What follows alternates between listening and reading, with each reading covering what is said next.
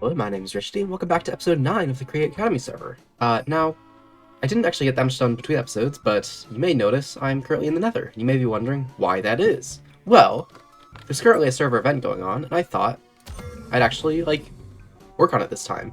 So, you just gotta collect as many Ender Eyes as you can, and you get these end boxes, which you can get stuff from. Now, usually, in order to actually get Ender Eyes, you need an Ender Pearl farm, which can really only be done in the end. But there's a special recipe which can be done in the Nether. You take some of this warped moss, which can be crafted from warped wart blocks, and then you take that, mix it up with some nuggets of experience, which can be usually gotten from ores, but I have another way of getting them. And then you just take that, and you have the usual recipe of the ender pearls and the blaze powder. And the reason I'm in the Nether is because I'm gonna automate this stuff today. So first off, it's gonna start with this blaze spawner right here. I'm going to collect all the blazes, and I'm going to bring them down into a little chamber, where I'm going to have a deployer that will kill them, and when a deployer kills them, not only will they drop the blaze rods, but they'll also drop some nuggets of experience, so I can just use this for both the experience and the blaze power, which will be very useful. And the way I'm going to collect all the blazes is actually by using some mechanical belts. But for now I need to find a way to disable this blaze spawner. I don't actually know if torches does it, but...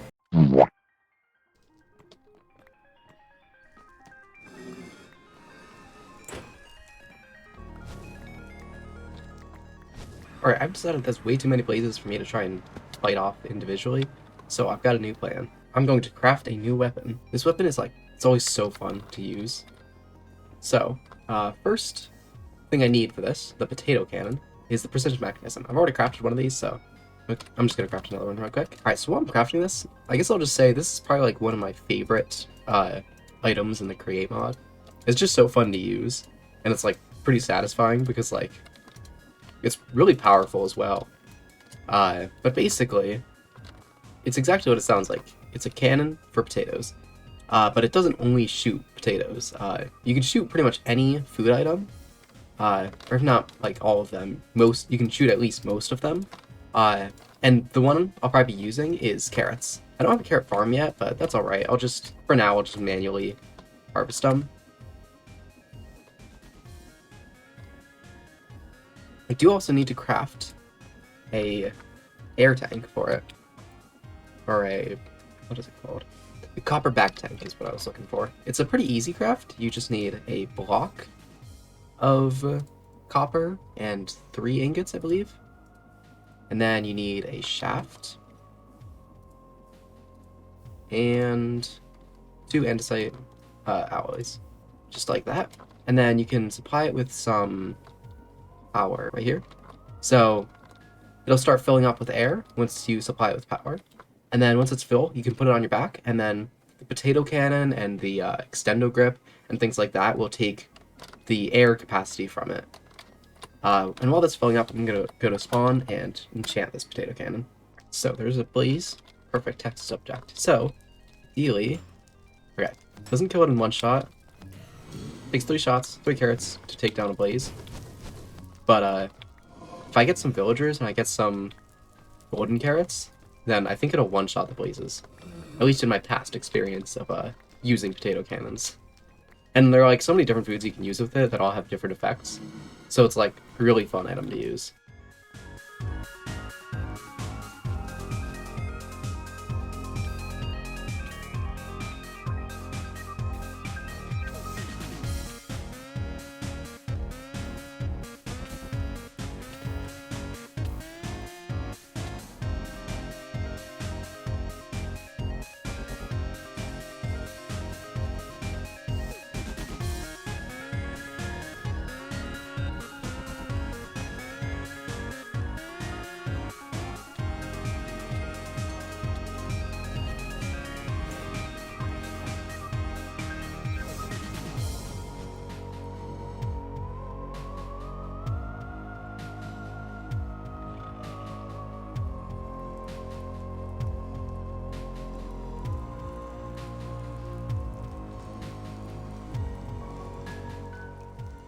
It took a while, but I finally set up a spot for the blazes to spawn, I just took that first blaze spawner that I got my blaze burners from, and I just encased it, and you can see I put some mechanical belts on the floor so that when the blazes are on the ground, they'll be brought over here, but they seem to like doing that anyway, but I am still going to power the belts. But before I do that, I just wanted to show you how this works. So basically, you can put a deployer down, and then if you right-click the front of it with a wrench, you can switch it from use mode, which is that, to attack mode, which is that. And then if I power it, you can see it'll hit the blazes until eventually, once the blaze dies from it, then you can see it didn't drop any items, but actually it did. The items should be inside the deployer right here. So, as you can see, I can take out 3 nuggets of experience. It doesn't seem to have actually dropped any blaze rods, which is a little bit odd. But I'm sure it will eventually. Maybe. I hope. I also crafted up some of these honeyed apples, which are pretty easy. I just had so much extra honey, and it's better than bread, so... But also, while making this, another player from the server, I think it was Surisberry, decided to help me out with it. They gave me some potions of fire resistance, which were very useful since it was really hard to build this enclosure without the blazes attacking me. So they were really useful to getting this thing done. But for powering this, you likely know that you can't actually have water in the nether, and 2 of the main sources of energy require water, that being water wheels and the steam engines. But there is actually a different way to use water wheels. Let's say if you take a water wheel, you can actually power it if you have lava rather than water, which is very useful for when you're in the nether like this. Alright, so now that these 2 water wheels are powered using lava, if I go to the side here, you should be able to see that most of the mechanical belts are moving, so all the blazes are in the center. Of course, I built the wall to save on material, so I didn't need to mine out a ton of nether brick. So it's kind of dangerous to be around right now, but I'll probably fix that up later. Anyway, I'm also gonna have 1 more water wheel. In fact, I think I could just take this stream of lava down a little bit further. That might look nice, actually. Alright, now all the blazes should be coming down here, so I can just whack them. I mean, they'll be coming here slowly, but it'll be... Actually, I'm going to speed this up. So now, a little bit quicker, they'll be coming around here. So, as the blazes come here, I can just start whacking them. And then they'll drop the blaze rods, which I actually want to stay on the conveyor. So as I'm killing the blazes, if I just leave the blaze rods on the conveyor belt, I can just have them stay, and then they'll just be turned right into the blaze powder that I need, and then I'll just have it be put into a chest right here. Alright, so now the blaze powder portion is pretty much complete. For now, I'll just manually get the experience out of this thing. Like I can just use a hopper, and then if I just use a hopper that I fill with the experience nuggets, then I can just create a very rudimentary filter. That way it'll take the experience nuggets out of the deployer, but not the sword. Oh wait, it does give blaze rods. I don't know why it wasn't before. But now if I kill some blazes, their blaze rods will be deposited right onto the conveyor. They do drop ash sometimes apparently, but the ash will just get ground up into nothing, so I don't need to worry about that. I guess it does become a problem if blazes can see me, as then they'll start flying. But as long as they don't see me, then this thing should be productive enough. Alright, now that all that's left to do to make ender eyes is to make some... I guess I could automatically turn like warped stems into the warped moss that I need, but I think I might just do that manually. Just because this farm is pretty manual as it is anyway. But then I think what I need, the last thing I need for ender pearls, or for ender eyes, yeah, I think I just need to mix. I think I just need the mixer. I could actually just manually do that. Alright. actually. I just use this to get the nuggets of experience, and then I take those to the overworld along with the blaze powder, and then I make then I can just make the ender pearls. So I'm gonna go gather a ton of that of the warp blocks, and I'll make some ender pearls. Hopefully, I should be able to make a lot. I've ended up with like pretty much completing this way faster than I thought to, so I think I will end up automating it a little bit. I just hooked up this really quick so that now it's automatically hitting the Enderman, or the blazes rather, unless it is full with items, which sometimes apparently takes brass. So, I mean, it apparently the blazes will drop ash, which fills up the deployer. So, I need to go and craft a brass chute, or a smart chute, that way I can put a filter in it so that it will take everything out of the deployer except for the sword that it's holding.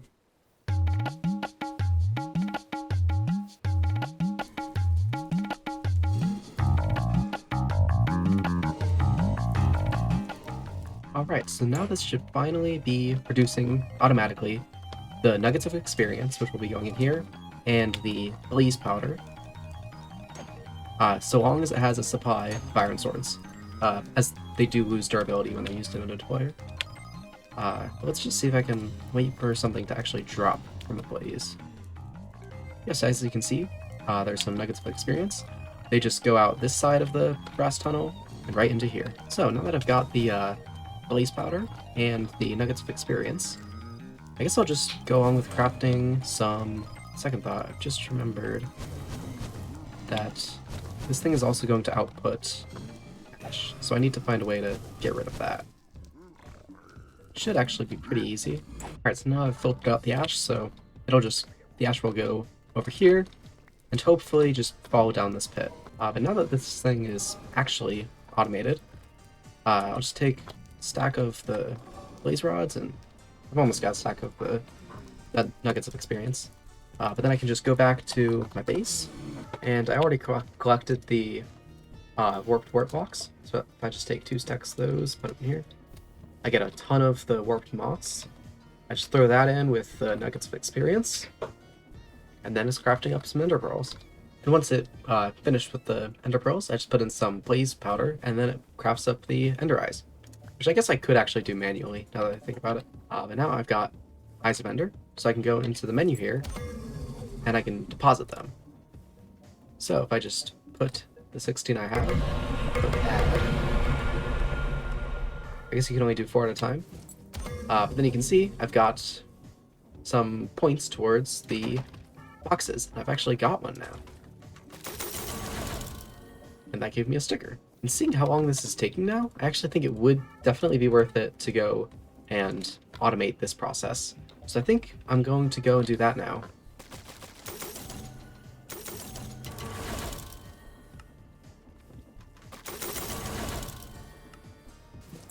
This should be the last 2 sets of ender eyes to put in.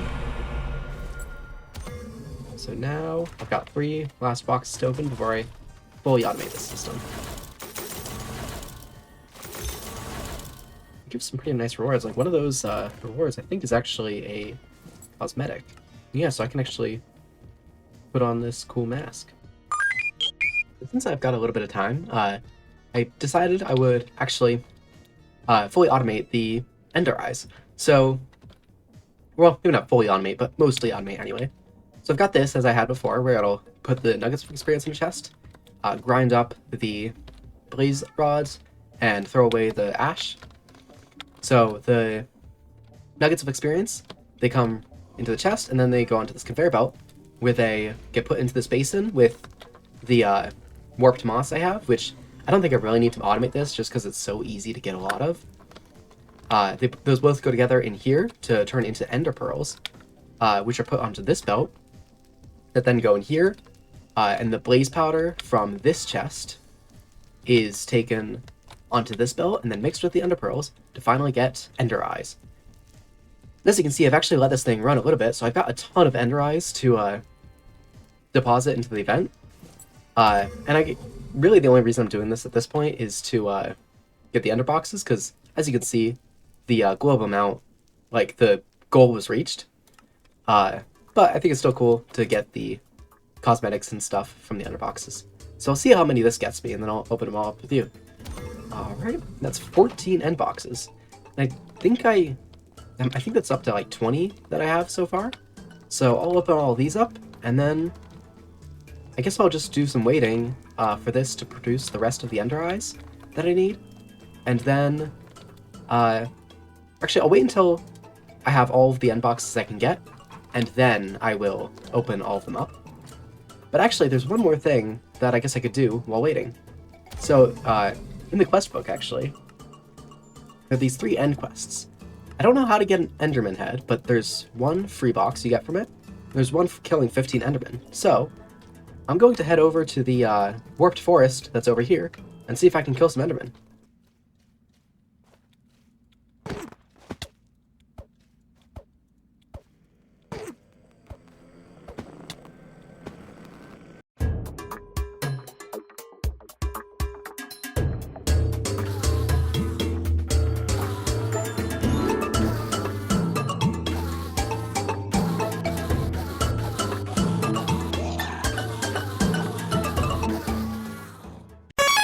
Alright, so now that there's some blaze powder in here, you can also see it working. I would have built up a bit of Ender Eyes. Where are these blazes coming from?